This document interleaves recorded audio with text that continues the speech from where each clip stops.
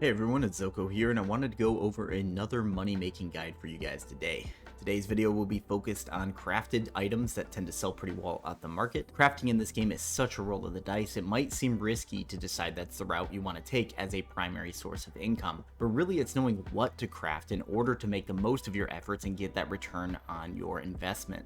This is not an end-all be-all list, but just what I have gathered that has helped me and people I play with. If you feel like contributing, feel free to do so down below by leaving a comment. If you're new here, welcome to my channel. I make content focused on New World at the moment, but my channel as a whole is generally focused on the MMORPG genre.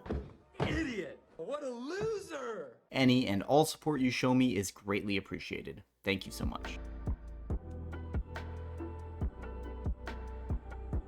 First up for this list is tools. Grinding up your engineering skill to 150 to be able to make tier 5 tools can really pay off. Hell, even tier 4 tools pay pretty well. To craft these, it will require whatever tier of metal for the tier you are aiming to craft. Fishing poles are the only gathering tool that's primary material is wood, which makes sense, but all the other gathering tools will use like star metal for tier 4 and orichalcum for tier 5 and so on.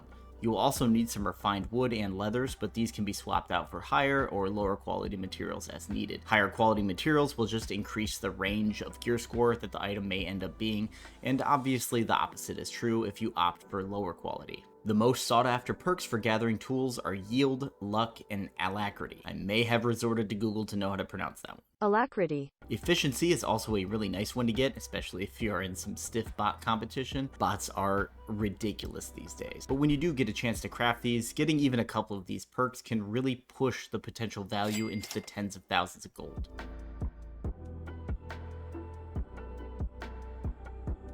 Next, we have instruments. Instrument crafting at the moment is very lucrative. I see a ton of pieces upwards of 10k gold, and I have some friends on a different server who make just a killing selling them. If you take the time to get your furnishing up to 150, you will be able to take full advantage of this market. And it seems pretty consistent income for the most part. Even the lowest tier of items sell for like around 140 on my server. The main issue though is just gathering everything needed. This will be a chore. If you are making everything yourself, you will need 150 furnishing, leatherworking at 50, stonecutting at 50, and engineering at 50.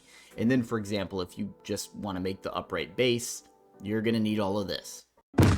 Right. Now you can see where people just decide to buy this crap instead of making it. But if you have a hell of a stash and just gather at every chance you get, this might not be too much of a hassle and you could really score a solid profit. Instruments at tier 5 can only be gear score 600 and will get 5 perks out of only 6 perks. So really it's more about what perk you don't want to get.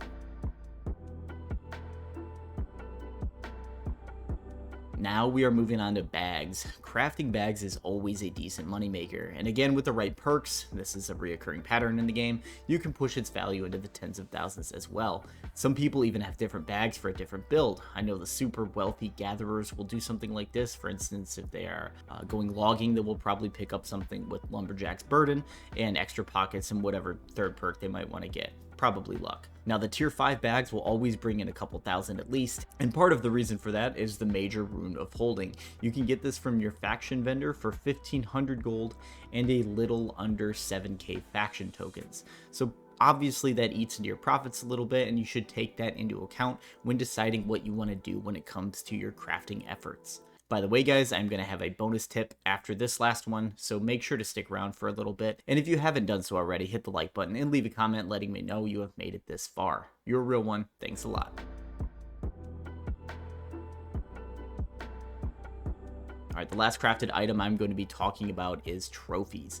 Major trophies specifically are the big boy moneymaker. They do require a furnishing skill to be maxed out at 200, and also be aware they tend to do better sales wise if they're just on more populated servers.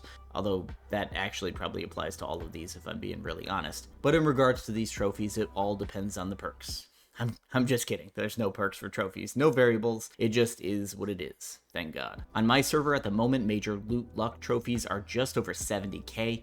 Major corrupted combat trophies are also around the same price. Now, corrupted mobs are in a few expeditions as the primary type of enemy, so it's no surprise that this item is on the more valuable end. In order to make the major trophies, it requires a legendary item you will have to find, and that's by far the most difficult thing to obtain.